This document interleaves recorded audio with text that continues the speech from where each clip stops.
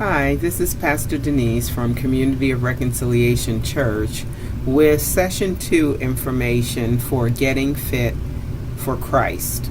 I pray that you've had a good week and that you have taken some time to think about those things in your life and your behaviors that possibly could be interfering between the you that is and the you that God would like to be.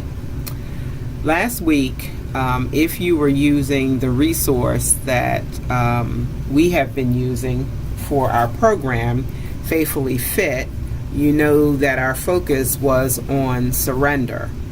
And Jesus is our model for surrender. If you know that even though he was in the human form, we are reminded that he had all the human urges, temptations, desires that any of us have as human beings. And yet he was able to surrender his will to God's will.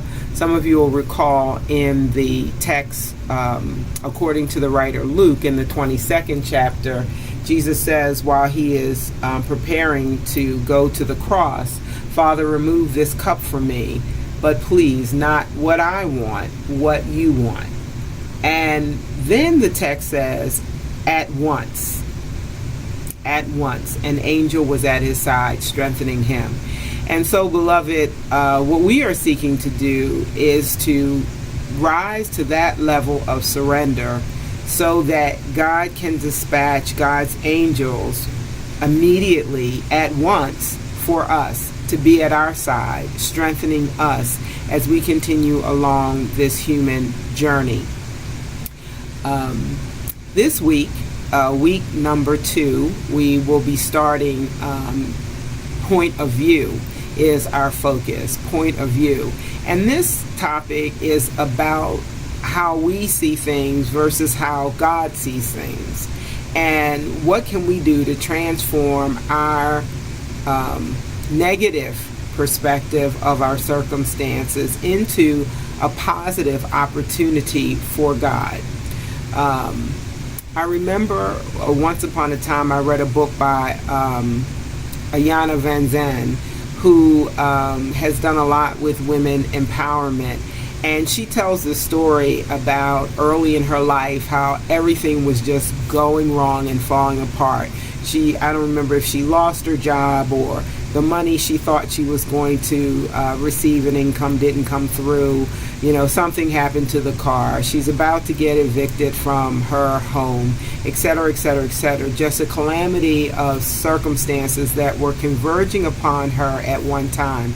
And as she tells the story, she says that she woke up that next day kind of taking it all in, and she just decided to throw her arms back, lift her head, and just in laughter proclaim to God, "Hey God, I don't know what you're going to do about this, but I can't wait to see your work." And that's something that we want to remember as we're going along life's journey. When your life is falling apart, when there are obstacles or challenges in your life that seem to be getting the best of you, you seem to be trying to learn the same lesson over and over and over again to no avail, seem to keep doing the things you don't want to do rather than the things that you really do want to do, as the writer Paul says in the 7th chapter of Romans. It is in those moments that God does God's best work. So I pray that this week, as you go through your journey, you will discover a new point of view. So while it is that we get to the end of our resources, we get to the end of our capabilities, we get to the end of our strength and our might, the reality is that God is just beginning when we are feeling the most vulnerable and the most weak. So this week I pray that you will rise to the occasion by less of you and more of God. Surrendering yourself, taking the tenets of week 1, putting them into practice, that you can change your point of view for week 2.